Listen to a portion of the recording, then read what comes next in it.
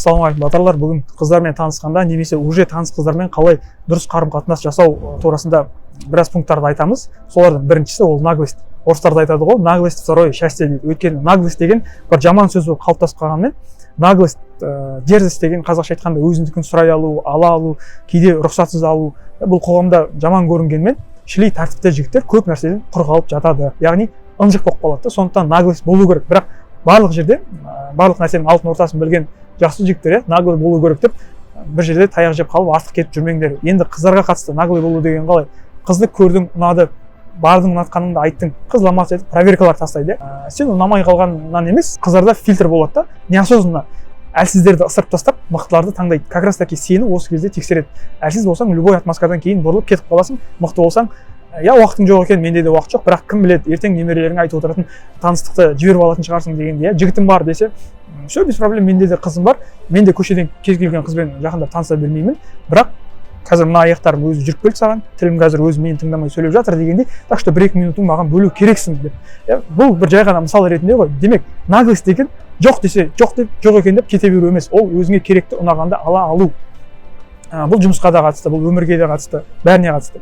Шілей тәртіпті, жан дүниесі бай, оқымысты жігіттер, олар жақсы, бірақ қыздар ондай сыпайы жігіттерді ұнатпайды, и ондай жігіттерден тез жалығып жатады. Өйткені наглый жігіттер, олар мықты болып көрінеді қыздың санасында, яғни ертең мені де, менің бала шағамды да қорғап қала алады, жоқтан бар жасай алады, проблемадан алып шыға алатын болып көрінеді.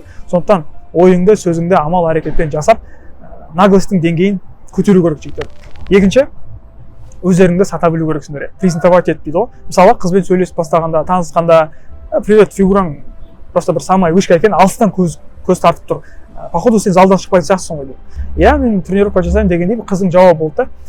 Ол мен де бокстан, КМСпен, тоже спортпен ауыратыным бар. Бірақ қазір программистпін, қазір кулакпен емес, саусақпен жұмыс істеймін дегенде, яғни өзіңнің плюсыңды айтып, бірінші қызға комплимент жасап, фигурасы болса, фигурасына қарай, кітап оқып отырса, кітабына қарай дегендей, машина айдап келе жатса, машинасына дегендей, сосын барып өзіңді тығасың. Яғни өзіңді қалжыңмен презентовать етіп үйрену керексің. Серьезный болып, не істейтініңді бәрін айтып тұру емес, бір-екі сөйлеммен алдын ала өзіңе қатысты қазірден бір қызықты өзіңді презентовать ететін бір сөйлемдер жазып алсаң болады, соны кез келген уақытта қолдануға болады екен. Және үшінші, қызбен сразу сен деп сөйлесу. Егер жалпы бәріне сіз деп сөйлейтін болсаң, онда проблема жоқ. Бірақ сен деп сөйлей алсаң, онда бірден атыңыз кім, тұрыңыз, отырыңыз емес, сәлем, танысуды енді үйреніп жүрмін, бірақ әлі бір қызбен таныса алмадым, бірақ сенімен бүгін точно танысам дегенде, сразу сен деп сөйлесіп кетуге болады. Ертелі-кеш бәрібір сенге көшетін болсаң да, ол бір дөрекілік емес, комментарийге бір жазып жатады. Олай қыздарға сөйлеуге болмай, дөрекі, анау дегендер қырта берсін. Сразу наравных сөйлесу керек, төменнен емес. Осының өзі сені көп жігіттерден сәл болсын ерекшелендіреді. Сондықтан жоқ барьерді өзіңе қоймай қой да. Төртінші, тағы да бірден қызбен флиртовать етіп бастау керек. Яғни қыздың досы, подружкасы или бір таныс емес, сразу жігіт ретінде, жігіт деген позицияда сөйлесіп баста. Флирт деген ол сексуальный бір подтекстпен қызбен сөйлесе алу ғой. Яғни бір шектен шығып кетпейтіндей лексиконында осындай бір сөздерді қолдана алу. Бесінші, қыздарға звондау керек. Танысқан кезде кейде асығыс болуы мүмкін, сондай кезде жетпеген эмоцияны, ақпаратты звондап жеткізуге болады. Немесе голосовой жіберуге, немесе видеоға өзің түсіріп жіберуге болады. Бірақ звондау дегенде жігіттер таныса салып кездескенше қыздың мазасын алып звондай береді, неге жауап бермей жатсың, бәрі дұрыс па, точно келесің бе, бәрі нормальный ма, там точно шығасың ба, шықпайсың ба, айтшы деп қыздың мазасын ала беруге болмайды. Яғни қыздан телефонды алып тұрған кезде мен саған кешке қарай звондаймын, немесе бір сағаттан кейін хабарласам дегендей қызға алдын ала айтып қоясың да, сол вниманияны ғана бересің. Одан артық беріп, кездеспей жатып, қызбен жолықпай жатып, оған бір үлкен внимание беріп тастауға болмайды. Алтыншы, қыздармен, жігіттермен сөйлескенде логикаға салып сөйлесудің керегі жоқ жігіттер. Ол қалай? Жігіттермен сен шығадың дедің, шықпадың, сөзіңде тұрмадың, айттың ба, жаса дедің ғой, жасамадың, екі сөйлеме дегендей, бізде ақ қараны қара деп сөйлесеміз да. Біздің ми солай қабылдайды. Ал қыздарда ондай нәрсе жоқ. Қыздардан сен талап ете алмайсың. Сен звондаймын деген кезде алмадың, келем дедің де келмедің, сен бүйттің, сөйттің деген сияқты жігітке қойған талапты қызға қоя алмайсың да. Өйткені қыздың миы олай жұмыс істемейді. Қыздың эмоциясы басқаша.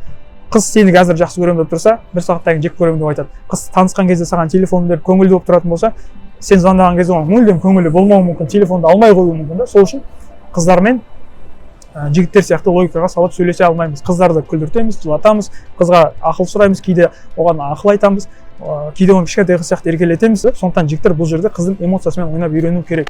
Соңғы жетінші, қызбен не туралы сөйлесуге қарағанда қалай сөйлесу маңызды. Сенің даусың, мимикаң, жестикуляцияң, сенің әңгімені қызықты етіп көрсетіп түсіре алуың ол өте маңызды. әдетте жігіттер қандай темалар туралы сөйлесеміз деп бас қатырады ғой.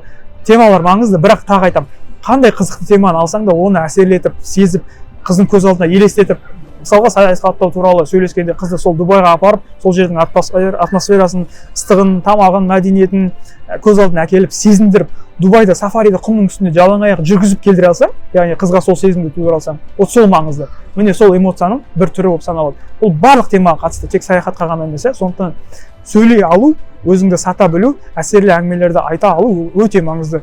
Оның арнайы курстары да бар, оны өстіп сөйлесіп те үйренуге болады, енді оның жолы көп.